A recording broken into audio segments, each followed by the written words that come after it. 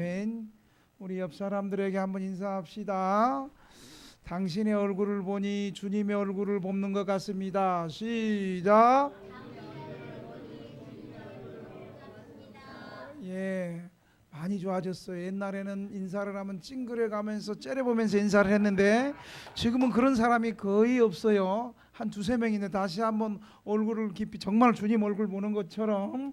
왜냐하면 우리 천국에서 다 만날 거예요. 괜히 째려보고 찌그려졌다가 천국에서 만나면 얼마나 민망해. 우리 천국에서 만날 사람들인데 혹시 예수 안 믿는 집안 가족은 있으면 천국에서 못 만날 수 있지만 여기 다 예수 믿는 사람들은 천국에서 만날 가족들이니까 다시 한번 당신의 얼굴을 보니 주님의 얼굴을 뵙는 것 같습니다. 웃으면서 시작. 당신의 얼굴을 보니 주님의 얼굴을 뵙는 것 같습니다. 아멘. 예, 여러분 예수 믿는 사람들의 첫 번째 반응이 뭔 줄 아십니까? 그것은 마음에 기쁨이 생기는 거예요. 왜 이 기쁨이 생기냐면 예수 믿고 죄 용서받고 나 같은 죄인이 영원한 영생을 얻었다는 이 영원한 생명 천국 백성이 되었다는 그 기쁨과 감격이 마음에 넘치니까 이건 뭐 너무너무 기쁜 거예요. 이것은 세상에서 얻을 수도 없고 세상에서 느낄 수도 없고 세상에서 찾을 수 없는 예수 믿을 때 주시는 하나님이 주시는 하늘의 기쁨이고 영적인 기쁨인 것입니다. 그래서 누구든지 예수 믿을 때 처음 예수님을 인격적으로 만나는 사람들에게는 세상이 줄 수 없는 기쁨과 감격이 있는 거예요. 저는 중학교 2학년 때 저희 집안은 불신자 가정이었어요. 저희 어머님은 아프면 무당 불러가도 굿하고 우리 아버지는 불교 사찰에 종의 이름도 불려있고 그런 복음하고는 전혀 관계가 없는데 친구 따라 강남 간다고 친구 따라 교회 가가지고 그냥 교회 가는 순간에 그냥 내 마음에 주님의 사랑이 그냥 느껴져서 왠지 교회만 가면 기쁜 거예요. 그리고 우리 가족들도 우리 아버지 어머니도 다 예수 믿고 구원 시켜야 되겠다는 마음이 막 불타일러 가지고 그냥 교회만 가면 기쁘고 교회만 가면 그냥 가족권을 위해서 기도하게 되고 이 주님이 주시는 그 사랑과 기쁨을 이루 말할 수가 없었어요. 그래가지고 학교 갔다 오면 중학교 2학년 때 책보따리 그냥 집에 던져놓고 어떨 땐 바로 교회 가가지고 내가 부목사도 아닌데 교회 가가지고 교회에서 친구들이랑 찬양하고 그리고 또 친구들이랑 너는 어떻게 예수를 믿게 됐니? 얘기하고 그리고 내가 만난 예수님을 서로 얘기하고 교제하다 보니까 이거 뭐 너무너무 기쁜 거예요. 그래서 그 당시에는 교회 가는 것이 최고의 낙이었고 즐거움이었어요. 그리고 학교 가서 쉬는 시간이나 특별히 점심시간이 되면 교회 다니는 친구들이랑 같이 모여서 찬송하고 또 교회에서 받은 말씀을 또 나누고 그리고 쉬는 시간이나 점심시간에는 성경을 그렇게 열심히 읽었어요.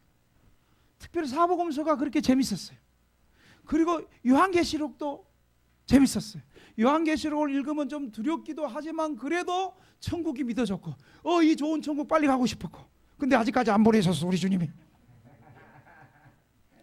중고등부 시절에 유일한 낙은 예수 믿는 기쁨이었어요.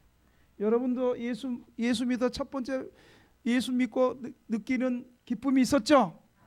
네. 누구 말할 수 없는 정말 감격이 있었죠? 그 기쁨이 근데 계속 있습니까?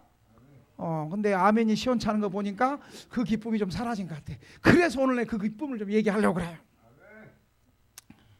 여러분 예수 믿는 사람에게 첫 번째 주는 축복은요 아무리 환경이 어렵든지 사람이 힘들게 하든지 경제적으로 어렵든지 몸이 아프든지 상관없이 하나님이 주시는 기쁨이 있습니다. 그래서 여러분 우리 성도들 쪽방에 살아도 또 거리 노숙해도 이렇게 주일 되면 주님 앞에 이렇게 모여서 하나님이 주시는 기쁨이 있고 하나님이 주시는 은혜가 있고 그러니까 우리 교회 요즘 뭐 밥 준다고 나오는 요즘 노숙인들 밥 준다고 나오지도 않아. 이제 정부가 사회복지가 하도 교회보다 이제 뛰어넘어 가지고 뭐 교회가 주는 것으로 뭐 나오는 시대는 이제 지났어. 정말 교회에서 하나님이 주시는 은혜와 평강과 발음이 좀 이상해. 평강과 하나님이 주시는 그 은혜의 즐거움, 이 기쁨이 있으니까 우리가 주님 앞에 나온 줄로 믿습니다. 그래서 신자에게 우리에게 기쁨이 없으면 우리는 아무 일도 힘있게 할 수가 없는 거예요. 근심에 사로잡힌 사람은 무슨 일을 하려 그래도 그 일이 힘이 없고, 특별히 주님의 일을 하는 사람들은 이 주님께서 주시는 이 기쁨이 없이는 주님의 귀한 일을 하려고 해도 마음에 용기도 없고 몸도 움직이지 않는 거예요. 그래서 사도 바울이 이걸 잘 알았어요. 사도 바울은 에베소 교회에 에베소 6장 15절에 뭐라고 얘기했냐면 평안의 복음이 준비한 것으로 신을 신고, 잘 들어보세요. 평안의 복음이 준비한 것으로 신을 신고라고 말했어요. 이 말씀의 뜻은 복음으로 하나님이 주시는 기쁨으로 우리 마음속에 평안을 가지지 못하고 기쁨이 없으면 열심 있게 신을 신고 복음 전하는 이 사역을 활동을 할 수 없다는 말이에요. 이 말이 평안의 복음이 준비한 것으로 신을 신고, 그런 말이에요. 그래서 조지 밀러 목사님은요, 영국의 기도의 응답 조지 밀러 목사님은요, 이렇게 설교하게 될 때 많은 시간 먼저 설교를 위해서 기도를 많이 한 후에 기쁨을 얻고 설교했다 그래요. 우리 목회자들이 많이 있는 게 하나 있어요. 옛날 목사님들은 주석도 없고 좋은 연구 자료가 없어가지고 오직 성경 열어보니까 기도 많이 하고 설교했어요. 근데 설교가 조금 화려하지 않고 세련되지 않아도 그 목사님의 불같은 말씀이 믿어지고 성령이 임하고 뭐 교회 치유가 일어나고, 아멘 이렇게 불쌍하게 아멘 안 했어. 그런데 요즘에는 어떻게 목사님들이 유학도 갔다 오고 설교 준비도 열심히 하고 좋은 주석들, 좋은 연구 소적을 많이 읽고 설교 준비하는데 설교 듣는 청년 가운데 거듭남의 역사도 부족하고 성령의 충만한 역사도 부족하고 그 기도가 부족해서 그래요. 뭐 저 얘기하는 겁니다 지금. 조지 밀러 목사님은 말씀 전하기 전에 오랫동안 기도할 때에 하나님이 주시는 감격이 있고 기쁨이 있고, 할렐루야. 그래서 설교했다는 거예요. 여러분 어제 우리 금요기도회 때였었어요. 소수에 모였지만 금요일날 저녁에 모여갖고 뜨겁게 기도하니까 마음에 기쁨이 생기지 않았어요? 그 기도에 나온 사람이 지금 아멘 하고 있는 거지. 기도에 나와서 뜨겁게 기도하니까 기쁨이 생기고 뭐 하나님의 평강이 있고 뭔가 될 것 같고 상황이 힘들어도 될 것 같고, 할렐루야. 그런 거예요. 기도할 때 사람이 주지 못하는 기쁨, 환경이 주지 못하는 그 기쁨, 돈이 결코 줄 수 없는 그 기쁨, 사람이 줄 수 없는 그 기쁨을 기도할 때, 예수 믿을 때 하나님 주신 영적 기쁨이 있는 줄 믿으시기 바랍니다. 그래서 기쁨이 참 중요해요. 그래서 기쁨을, 인간의 마음의 기쁨은 양약과 같다라고 말해요. 잠언 17장 22절에 보면 마음의 즐거움은 양약이라도, 뭐라고요? 마음의 즐거움은 양약이라도 심령의 근심은 뼈로 마르게 한다, 이렇게 말씀하고 있어요. 그만큼 기쁨은 우리 인간에게 유익하다는 거예요. 여러분 우리가 기뻐하고 즐거워할 때 암을 억제하는, 아이고 의사 선생님 두 분이 계신데 이거 말 잘못하면 큰일 나는데 틀려도 좀 용서해 주세요. 우리가 기뻐하고 즐거워할 때 우리 마음속에요 암을 억제하는 NK 세포가 나와가지고 암을 예방시키고 암세포 잡아먹어가지고 말이죠 건강하게 된다는 거예요. 기쁨, 이 기쁨을 잃지 않기 위해서 여러분 기도합시다. 아멘. 하나님의 평강을 사모합시다. 아멘. 그런데 하나님께서 이렇게 우리에게 기쁨을 주시는 것은 물론 우리 육신의 유익을 위해서도 기쁨을 주세요. 행복하게. 그러나 좀 더 근본적인 이 기쁨은 경건의 유익을 위해서 우리에게 기쁨을 주시고 데살로니가 교회 같이 항상 기뻐하라 그렇게 말하는 거예요. 왜 기쁨이 있어야 되냐면 첫째로 기쁨이 있어야지 우리 신앙이 성장하는 거예요. 마음에 기쁨이 없으면요 어때요? 원망과 불평이 많아지는 거예요. 마음에 기쁨이 없으면 은혜 받지 못하면 원망과 불평이 많아가지고 믿음이 점점 쇠약해지고 약해지는 거예요. 주를 앙모하는 자 올라가 이런데 마음의 기쁨과 감사가 없으면 주를 앙모하는 자 내려가 어디까지 바닥 밑바닥까지 가는 거예요. 누가 그랬습니까? 하나님의 은혜와 기적을 그렇게 많이 경험했던 이스라엘 백성들이 애굽에서 나와서 광야 생활을 하는데 좀만 힘들면 불평하고, 그래서 이스라엘 백성들 특기가 뭐예요? 원망이에요. 취미가 뭐예요? 불평이에요. 하나님의 수많은 기적과 권능과 보호하심과 공급과 아멘 안 하는 것들과 이런 것들을 보고도 불평과 원망으로 일관하다가 여러분 2주면 들어갈 수 있는 가나안 땅을 원망과 불평하고 믿음 없는 사람들은 40년 동안 원망하다가 그냥 밥만 먹고 끝나는 인생으로 끝나버린 거예요. 여러분의 또 기쁨이 있어야 돼요. 하나님께서 우리에게 기뻐하시라고 한 이유는 여러분 기쁨이 있어야 감사할 수 있는 거예요. 여러분 우리 대부분 기독교인들은요 감사 언제예요? 추수감사절 때만 해. 추수감사절 때. 여러분 추수감사절 때만 감사하니까 평소에 감사가 없는 거예요. 여러분 감사는요 추수감사절 절기 때만 한번 하는 것이 아니고 뭐 감사할 때만 감사한 일이 있을 때만 감사하는 것이 아니고요. 감사는 우리 인생이 하나님 앞에서 항상 가져야 할 것입니다. 여러분 감사할 때 하나님의 축복을 더 받게 되는 거예요. 감사할 때 내 자신을 하는 거예요. 여러분 내가 어떤 사람이에요? 원래 나는 성경에 보면 티끌이에요. 티끌이에요. 나는 아무것도 아닌 티끌이에요. 이 티끌을 하나님께서 흙으로 하나님이 빚어서 그 코에 이렇게 생기를 불어넣으셔 우리를 복되게 하나님 만들으셨어요.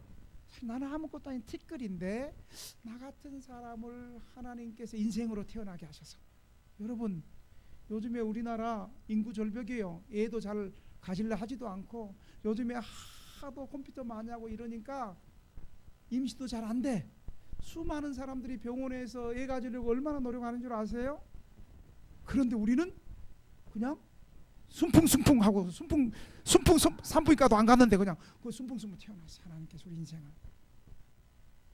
그래서 우리는 살아있는 것 자체가 감사고, 살아있기 때문에 하나님의 은혜를 받을 수 있는 기회가 있고, 살아있기 때문에 지난날의 죄악을 회개하고 다시 한번 거듭날 수 있는 기회가 있고, 살아있기 때문에 믿음으로 한번 살 수 있는 기회가 있고, 이 기쁨이 우리를 감사하게 하는 거예요. 그렇다면 우리가 오늘 본문에 기쁨이 충만하게 하는 방법이 뭘까요? 오늘 본문 9절 10절이 우리가 어떻게 하면 우리 안에 기쁨이 충만하게 되는 것을 보여주고 있는 거예요. 우리 한번 읽어볼까요? 9절 10절 시작. 아버지께서 나를 사랑하신 것 같이 나도 너희를 사랑하였으니 나의 사랑 안에 거하라. 내가 아버지의 계명을 지켜 그의 사랑 안에 거하는 것 같이 너희도 내 계명을 지키면 내 사랑 안에 거하리라. 이 말씀은 크게 기쁨이 기뻐하는 방법, 이 방법은 크게 두 가지로 얘기해 주고요. 첫째, 아버지의 사랑과 같은 그리스도의 사랑이 우리 기쁨의 원천이라는 거예요. 벌써 여러분의 인상을 보니까 돈이 기쁨의 원천인데요. 그런 것 같아요. 여러분 돈 있을 때 그때 잠시 기쁘지, 돈 떨어지면 인생 다 사는 것 같이 막 절망스럽잖아요. 그렇죠? 여러분 명예도요, 누가 한순간만 댓글 한번 달면 그냥 자살해. 높은 권력? 글쎄 이번에 또 총선 해보고 대통령 임기도 딱 끝나면 과연 그 권력이 끝까지 갈 것인가? 돈이 주는 기쁨, 명예가 주는 기쁨, 권력이 주는 기쁨 한순간이에요. 한번 주님이 불어버리면 다 날아가는 거예요. 그것은 기쁨의 근본적인 원인이 아닌가요? 9절에 보니까 아버지께서 나를 사랑한 것이 나도 너희를 사랑했으니, 그리스도께서 하나님을 아버지라고 표현했어요. 여러 이유도 있겠지만 쉽게 생각하세요. 하나님 아버지의 사랑이 주님께서 쉽게 설명하기 위해서 우리 인간 세계의 아버지의 사랑과 같은 모습을 가지고 있기 때문이에요. 여러분, 아버지의 사랑. 물론 여러분, 우리 성도들에게 아버지 하면 아버지가 가장의 역할을 못하고 술만 먹으면 칼 들고 와서 줘 패고 돈 뺏어가고 그런 아버지가 아니고, 정말 자녀를 사랑하는 아버지, 자녀를 위해서 모든 것을 희생하는 아버지, 자녀가 잘 되면 그냥 아버지가 잘 된 것처럼 기뻐하는 아버지, 언제나 자녀가 갑질해도 그것을 당하면서도 기뻐하는 아버지, 그 아버지를 여러분 생각하십시다. 하나님 아버지의 그 사랑, 하나님 아버지가 예수님에게 주시는 그 사랑, 예수님이 하나님 아버지의 그 사랑을 받아서 우리에게 사랑해 주는 그 사랑. 아버지의 사랑은요, 크게요 두 가지예요. 아버지의 사랑은요, 여러분, 아버지의 사랑이 우리 대충 사랑해요, 자녀가 마음에 들면 사랑하고 자녀가 마음에 안 들어도 사랑해요, 후자지요. 아버지의 사랑은요, 뜨겁습니다. 그 사랑은 아들을 자기 자신과 같이 생각하는 사랑이에요. 여러분 키울 때 다 부모님들 다 그랬어요. 자기 자신 같이 사랑했어요. 어쩌면 자기 자신보다 더 사랑했어요. 그러므로 이 아버지의 사랑은 자기 것을 전부 아들에게 다 계승시켜주고 다 주는 그 사랑이에요. 여러분, 하나님 아버지 사랑도 그렇습니다. 하나님이 그리스도를 사랑해서 요한복음 3장 35절에 보면 만물을 그리스도에게 주셨다고 그래요. 만물을 그리스도에게. 세상 만물을, 하나님이 창조한 이 세상을 예수님에게 다 주셨어요. 또한 하나님은 자기가 행하시는 것을 다 아들에게 보여주셨습니다.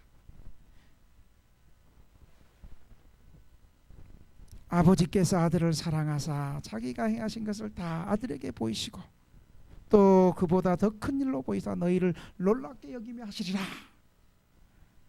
그보다 더 큰 일을 보였다는 거예요. 뭐 그보다 큰 일은 뭐예요?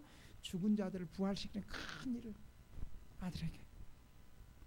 그리스도께서 우리를 이처럼 뜨겁게 사랑하십니다. 여러분, 남녀의 연인 관계는요, 우리도 다 연애했잖아요. 처음에는 뜨거울 수 있지만 그렇게 뜨겁다가 나중에는 아이고, 내가 수많은 여자가 너 때문에 저런 것을 만나가지고, 그러면 또 여자도 아이고, 내가 네 안 만났으면 내가 뭐 재벌집이고 내가 이렇게 끝나잖아요. 여러분, 남녀의 사랑, 인간의 사랑은 다 그래요. 끝까지 뜨겁지 않아요. 이해관계가 언제부터 생겨서 그 사랑이 점차 식어지는 것이 바로 연인들의 이해관계가 있는 사랑이에요. 그러나 우리 하나님의 사랑은 처음부터 끝까지 뜨겁게 사랑하셔서 우리의 죄를 속하시기 위해서 기꺼이 아들을 십자가에 매달려서 우리를 살려주시는 뜨거운 사랑이에요.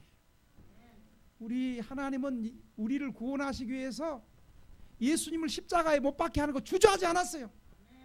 흔들리지 않았어요. 엘리 엘리 라마 사박다니, 하나님 어찌하여 나를 버리셨나이까. 그럴 때 우리 하나님 고개 돌렸어요. 인류를 구원하시기 위해서 아들을 십자가에 못 박는 거 주저하지 않았어요. 여러분, 아브라함도 하나님께서 내 아들 독자 이삭을 번제로 드리라 주저하지 않고 그냥 아침 일찍에 떠났어요. 뜨거운 이 사랑. 두 번째로 아버지의 사랑은요, 진실합니다. 하나님 아버지의 사랑도 진실합니다. 성경에 하나님은 어떤 분이냐? 한마디로 하나님은 사랑이다. 한번 따라합시다. 하나님은 사랑입니다. 요한일서 4장 8절에 하나님은 어떤 분인가? 하나님이 본질상 사랑이에요. 하나님은 본질상 사랑이라는. 그리고 여러분, 이 사랑이 어떤 사랑이냐면 변함이 없는 사랑이에요. 그리고 우리 인생하고 달라요. 자꾸만 우리가 우리 수준으로 하나님의 사랑을 자꾸만 생각하려고 그래요. 여러분, 우리는요, 아까도 얘기했듯이 뭔가 조건부 사랑을 해요. 이해관계가 있어야 돼요. 조건이 맞아야지 서로 끝까지 사랑하고, 조건이 기분 나쁘면 언제든지 그만두고, 기분 나쁘면 언제든지 갈리는 것이 우리예요. 그런데 우리 하나님의 사랑은 변함이 없어요. 택한 백성을 끝까지 사랑하세요. 우리가 때로는 주님을 버리고 멀리 떠나갔다 할 때도 하나님은 기다리시고 다시 돌아오기로 하고 끝까지 하나님은 우리의 사랑이 변함이 없다는 사실을 믿으시기 바랍니다. 딴 사람에게 찾지만 우리 자신을 한번 보세요. 우리 자신. 우리가 그동안 믿음이 좋아서 여기 있어요. 어떻게 하면 조건만 되고 환경만 되고 하나님 떠나려고 그렇게 노력했는데, 노력하면 노력할수록 하나님께서 끝까지 우리를 잡아 당겨가시고, 그걸 섭리라 그러잖아요. 잡아 당겨가지고 하나님의 손이 당겨가시고 여기까지 온 줄로 믿습니다. 나무 얘기가 아니고 저희 얘기죠. 그래서 히브리서 13장 8절은 예수님에 대해서 뭐라고 하냐면요, 예수 한번 따라합시다. 예수 그리스도는 어제나 오늘이나 동일하시다. 이것은요, 우리를 사랑하시는 것이 어제나 오늘도 동일하시고, 우리를 인도하시는 그 인도하심이 어제나 오늘도 동일해요. 누가 변해요? 우리가 변해요. 우리 예수님, 우리 하나님은 변함이 없는데, 우리가 그냥 수시로 이 간사한 우리의 마음이, 주님 어떻게 하면 좋아요? 간사한 우리의 마음이 그냥 기분 좋을 때는 그냥 주님 지 혼자 다 사랑하고 지가 그렇게 믿음 좋은 것 같은데, 조금만 마음 상하면 그냥 언제 그랬듯이. 그런데 그러한 우리의 마음을 우리 주님께서는 긍휼히 여겨주시고 끝까지 사랑하시고 아멘 할 때까지 사랑하시고, 아멘 하라는 소리가 아니에요. 사실이라는 거예요. 우리가 하나님 이렇게 우리를 끝까지 사랑한다. 한번 따라합시다. 하나님의 사랑은 진실하고 변함이 없고 끝까지 사랑한다. 환경에 따라서 기분에 따라서 그렇게 변하는 것이 아니고요, 우리 예수님은 처음부터 끝까지 알파와 오메가 되시는, 오히려 이 복음서에 보니까 예수님은요 오히려 마지막이 되니까, 요한복음 13장 1절에 보니까 예수님이요 세상 끝날 때가 아시고 우리를 저희 백성을 끝까지 사랑하시고, 그 예수님 모습을 한번 보세요. 예수님 십자가 지기 전에, 예루살렘 올라가기 전에 올라가시려고 여리고 들어오는데 예수님의 마음은 어떻겠어요? 예수님의 마음은 굉장히 참담하고 어떻게 하면 십자가를 잘 지가면서 그 고심분투하고 있는데, 그냥 나사렛이시여 나를 좀 도와주세요. 눈먼 소경이 바디메오가 와서, 예수님은 좀 죽음을 앞두고 지금 예루살렘 올라가는데 그 신경 쓰는데 마음이 십자가에 다 있는데 그냥 여리고의 소경을 하나님께서 불쌍히 여기시고, 내가 무엇을 하기를 원하느냐? 보기를 원하나이다. 네 믿음대로 될지어다. 고쳐주시고, 십자가 이제 잡혀 죽을 날이 얼마 안 남아서 목요일 날 기도하는데 겟세마네 동산에서 제자들하고 특별히 베드로하고 요한 3명 특별히 데리고 갔더니 12제자 가운데 그래도 내가 십자가 지게 되는데 내 마음을 좀 알아줄 그런 제자들 불렀더니 그것들도 그냥 예수님 마음도 모르고 저기는 자빠져 자고 있고, 그리고 와서 이제 동산에서 기다리고 있는데 여러분, 가룟 유다가 예수님에게 키스를 하고 나더니 라삐여 안녕하십니까? 서로 군호를 짜서 저렇게 핸드폰이 나가도 상관없이 우리 예수님은 예수님은 짜지 않네. 괜찮아. 그래서 말고의 길을 베드로가 잘라버리니까 베드로 솜씨도 좋아. 어떻게 그냥 길을 썰어버려. 그랬더니 예수님께서 베드로야 검을 가지고 있는 검으로 망한다면서 그 마지막 순간에 예수님 잡으러 오는 그 왼수를 기대기를 또 다시 예수님 또 붙여주시는 거예요. 지금 같으면 이 기대기를 어디로 가야 돼요? 외과에 가야 돼요? 성형외과에 가야 돼요? 어느 외과에 가야 돼요? 하여간 길을 다 고쳐주면서 그것만이에요? 예수님 십자가에서 강도 둘이 있는데 한 강도는 당신이 메시아면 당신도 살고 나도 살고, 네? 당신은 하나님의 아들이고 능력과 권세가 있고 죽은 자도 살리고 바다도 건넌다며 그 능력과 권세로 우리 왜 이스라엘을 독립 못하냐? 우리는 당신처럼 그런 능력은 없어도 맨주먹 붉은 찌고 지금까지 투쟁했다. 당신 진짜 메시아면 우리도 살리고 당신도 살려봐. 얼마나 예수님 마지막까지 정말 예수님 입장에서 볼 땐 같잖아요.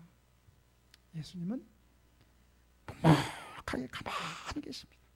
나 같으면 확 내려갈 것 같은데 한편에 있는 강도가 이보게 자네와 나는 우리가 잘못해서 상당한 보응을 받고 십자가에 정치범으로 매달려 죽지만 예수님은 죄가 없는 분이네. 예수님 나를 당신의 나라에 기억해 주옵소서. 겸손해야 구원받는 거예요. 그러니까 예수님이 죽어가는 마지막 순간에 내가 진실로 내게 이르노니 네가 나와 함께 낙원에 있으리라. 천국에 있다는 거예요. 우리는 마지막까지 그분 되게 사모하잖아. 죽기 전까지 세상에서 재밌게 살다가 마지막 그 순간 구원받기를 여러분 원하시죠? 또 봐 아멘 하잖아. 우리 그래서 90살에 예수 믿고 이번에 학습받는 분도 계시잖아. 여러분 예수님께서는 오히려 마지막 순간에 처음도 우리를 사랑하지만 마지막까지 끝까지 우리를 더 사랑하시는 분. 할렐루야. 여러분 세상은 안 그래요. 세상에는 처음에는 열심을 품고 사랑을 갖지만 시간이 갈수록 노쇠하고 쇠하는데 우리가 예수님을 믿어야 할 이유가 있어요. 우리 예수님은 마지막 때 우리 더 크게 사랑하시는 거예요. 더 많이 사랑하는 거예요. 끝까지 사랑하는 거예요. 여러분 이 사랑이 언젠가는 모르지만 아무리 우리가 사는 시대가 박해의 시대가 언젠가는 오겠지만 여러분 걱정하지 마세요. 복음서에 나타난 우리 예수님이 마지막까지 끝까지 사랑하신 걸 통해서 성령님을 통해서 우리가 환난을 이기고 천국 갈 때까지 우리를 주님의 사랑이 끝까지 이기게 하신다는 사실을 믿으시기 바랍니다. 우리가 이 사랑을 믿기에 우리의 부족함을 가지고 주님 앞에 나올 수 있는 거예요. 한 주간의 제약을 가지고도 하나님 앞에 나올 수 있는 거예요. 이런 사랑을 가진 예수님의 사랑 안에 거하는 일이 기쁜 일이지 괴로운 일이 아니에요. 예수 믿는 건 괴로운 일이 아니에요. 이런 예수님 안에 거하는 것은 정말 기쁘고 즐거운 일이에요. 우리가 이 그리스도의 사랑 안에 거하고 이 사랑을 받을 때 기뻐할 수 있는 것입니다. 이 기쁨의 근원이 바로 아버지의 사랑, 아버지가 예수님에게 주시는 그 사랑, 그 예수님이 우리를 사랑하시는 그 사랑 안에 우리가 거한다는 사실, 이 그 사랑 안에 거할 때 우리의 마음에 근원적인 기쁨이 샘솟는다는 사실을 믿으시기 바랍니다. 혹시 한 주간 동안 인생이 지치고 마음이 힘들고 또 한 주간 동안 노동의 짐이 무거워서 무거운 짐을 갖다 올지라도 오늘 이 말씀을 통해서 여러분 안에 하나님이 주시는 사랑과 기쁨이 걱정 근심이 떠나가고 기쁨이 충만해지기를 주님의 이름으로 축원합니다. 마지막으로 이 기쁨에 하나님 아버지가 주시는, 예수님이 주시는 기쁨에 거하려면 오늘 10절에 보니까 그리스도의 사랑을 깨닫고 느끼려면 어떻게 해야 되냐면 10절에 한번 따라 합시다. 계명을 지킵시다. 10절에 계명을 지키라 그래요. 계명을. 내가 아버지의 계명을 지켜, 예수님도 아버지의 계명을 지켜 그의 사랑 안에 거한 것 같이, 예수님의 사랑은 아버지의 계명을 지켰기 때문에 그 사랑이 계속 나온 거예요. 너희도 내 계명을 지키면 내 사랑 안에 거하리라. 내가 이것을 너희에게 이르면 내 기쁨이 너희 안에 있어 너희 기쁨을 충만하게 하라 함이라. 내 계명은 곧 내가 너희를 사랑한 것 같이 너희도 서로 사랑하라 하는 이것이니라 라고 말하는 겁니다. 내가 아버지의 계명을 지켜 그의 사랑 안에 거하는 것 같이 너희도 내 계명을 지키면 예수님 안에 간다는 거예요. 이 말씀은 그리스도의 사랑이 나와 접촉되는 방법이에요. 우리는 계명을 지킨다 그러면 계명이 뭔가 큰 무거운 짐이고 지키기 어려운 부정적인 생각을 합니다. 이것은 계명을 오해한 것이기 때문입니다. 바리새인들 때문에 그래요. 바리새인들은 계명을 지키는 동기가 정말 예수님 말씀대로 서로 사랑하고 남을 사랑하는 동기가 아니고 자기 자신을 남들에게 나는 이렇게 믿음이 좋고 하나님 잘 믿는 나는 종교가로 드러나기 위한 위선이 동기였어요.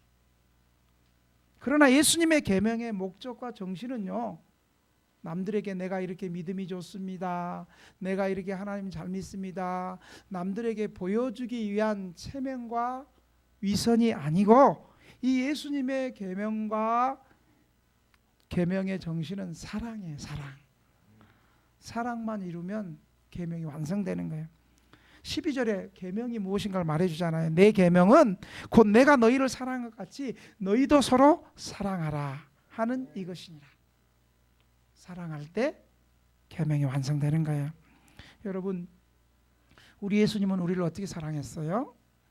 우리를 사랑하기 위해서 십자가에서 피를 흘려 목숨 걸고 사랑했어요. 목숨 걸고. 여러분, 우리 부모님들 우리 낳을 때요 목숨 걸고 낳아요. 저는 그래도 병원 세대가 아니에요. 우리 세대는 50대 후반은 다 집에서 낳았어요. 집에서 외할머니나 아니면 그 동네 마을에서 애 많이 받아본 할머니, 조산소도 없었어 시골이라. 그때 저희 어머니 7남매거든요. 저희 어머니 그랬대요.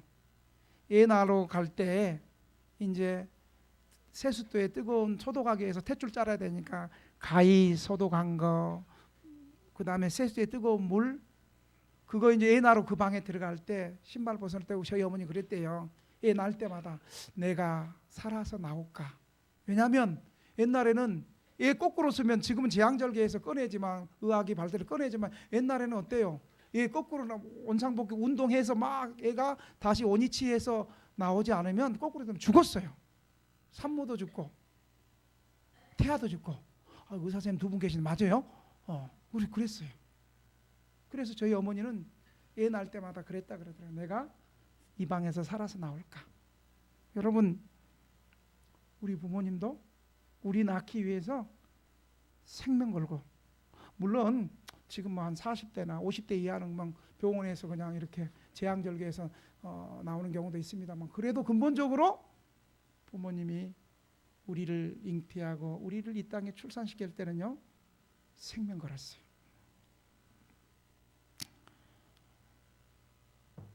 우리를 위해서 생명 거신 예수님, 우리를 사랑하신 예수님 사랑하신 게 뭐 어려워요. 사람들은 진실한 사랑이 없고 우리에게 뭔가 필요할 때 우리를 이용하는 사랑이잖아요. 사랑이라는 이름 아래. 그런데 우리 예수님은 우리를 살리시기 위해서 생명을 걸고 십자가에서 죽어주시고 부활하신 그 예수님, 우리를 사랑하시는 예수님을 사랑하는 것이 뭐가 그렇게 아깝습니까? 여러분 친구 있잖아요. 여러분이 좋아하는 사람 있잖아요. 나를 사랑하는 사람을 위해서 내가 시간을 쓰고 돈을 쓰고 선물하는 것이 아까워요? 아깝지 않아요? 아깝지 않죠. 더 나를 사랑하는 사람에게 더 시간을 내고 싶고, 그를 위해서 뭔가 더 선물하고 싶고, 그를 위해서 돈을 쓰고 써도 아깝지가 않잖아요. 그런 분에게는 어때요? 억지로 하지 않고 자발적으로 하잖아요. 기쁨으로 하잖아요. 바로 한마디로 이 계명은 바로 이런 사랑인 거예요. 그래서 우리는 10절에 보니까 내 계명을 지키면 이렇게 말해요. 내 아버지의 계명을 지키면, 내 계명을 지키면 내 안에 거한다. 예수님의 계명을 지키면, 이 조건부라는 걸 여러분 명심해야 돼요. 조건부라는 거.